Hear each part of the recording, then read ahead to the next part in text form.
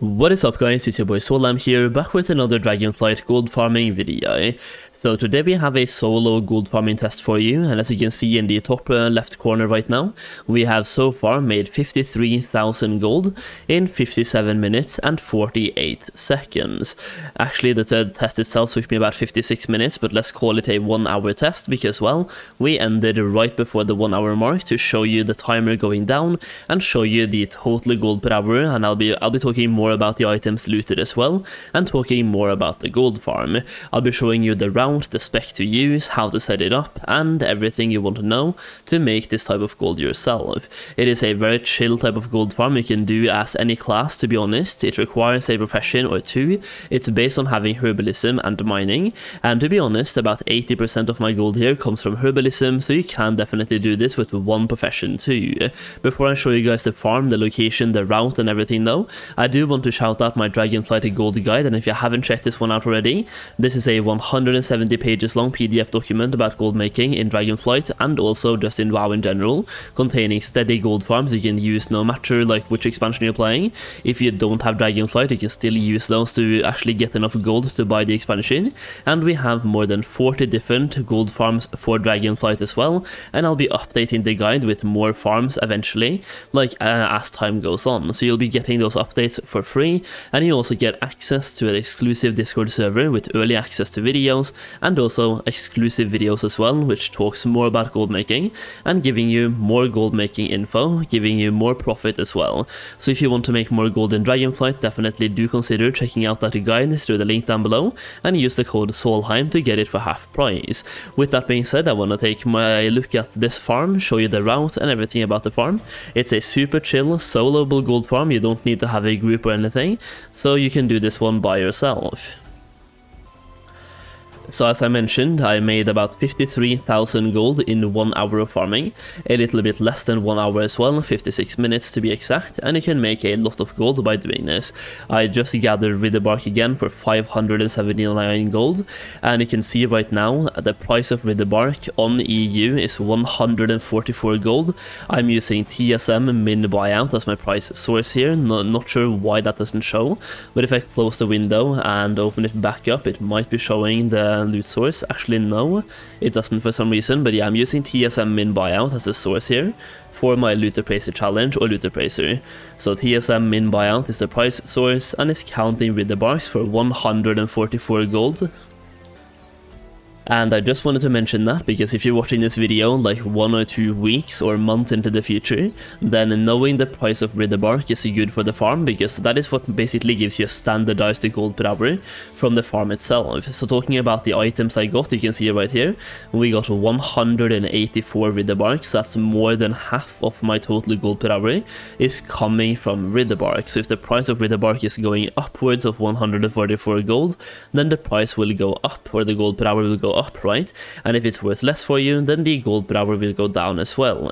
That being said, that is not the only thing that makes up the gold per hour here. We also got 70 bubble poppies right here, and we also got some tier 3 Cerevites, we got some tier 2 Cassigorite, and these ones also makes up a decent chunk. They are selling for 360 gold each as an example. We got some rousing decays as we are farming in the Azure span and closing in towards the towards this part right here, Brackenhide Hollow. We also got some Eternals or Rousings because we are focusing on elemental herbs or enhanced herbs and mining nodes. Now, I've been testing herbalism and mining a little bit the last couple of days now, just to give you guys the best farming routes possible, and based on this spec right here, I will say it is not worth grabbing everything you see. So for me, if I see a regular Cerevite, a regular Draconium, or a regular Hawkenbloom, I don't pick them up. I do pick up regular Writhebarks, regular bubble poppies, regular Saxifrage, and that's basically all I pick up. Otherwise I'm focusing on an enhanced herbs. So for example, withered, all of the basically all the good stuff. So you have, if I go to my journal right here, you will have the decayed, frigid, infurious, lush, titan touched, and the windswept as well.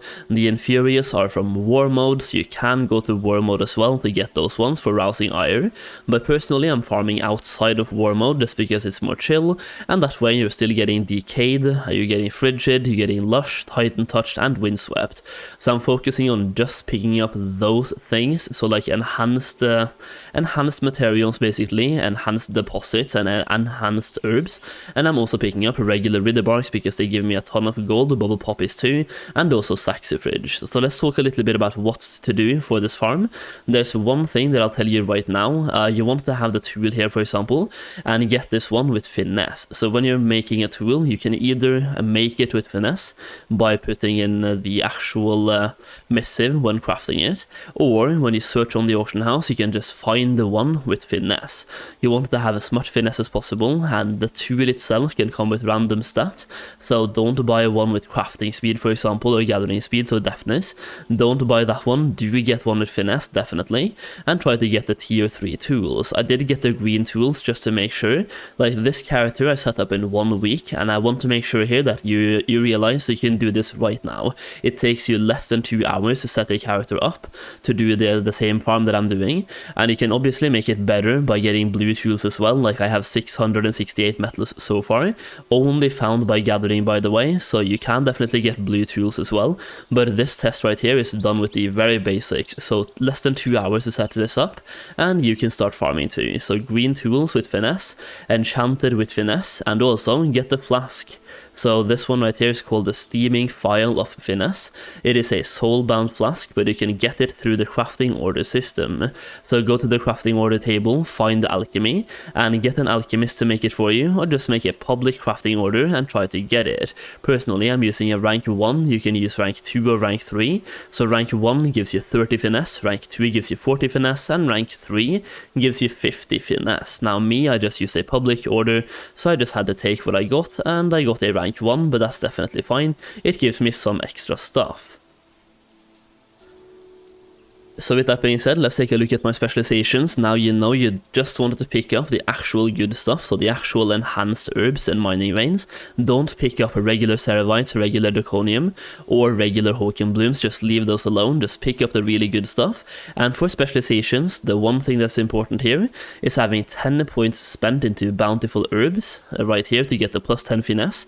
So first use 5 points, then 5 more just for the plus 10 finesse right here, and then you can use the arboriculture, which now gives you more stuff while gathering Writhebark. Some people choose to go 40 out of 40 here, and that's fine. You get more skill, equals higher chance of getting tier 3 and so on, but personally I'm just going for the 20 points because that is the one where right now I have a chance to gather additional Writhebark first of all, and then by having 20 points we now get your finesse has a chance to yield additional Writhebark as well, which is definitely pretty cool. And now you can spend the rest of your points going into botany. This one, if you get 40 points in botany, you will now be able to gather herbs while mounted, which is pretty damn good. So that's perfect. If you can get to this point, it's perfect. It will take some time, and as I said, you can set this up super quick. You can get 70 points in herbalism in 1 week if you just go for it. And what I would recommend here is go and farm in war mode just to get the infurious herbs.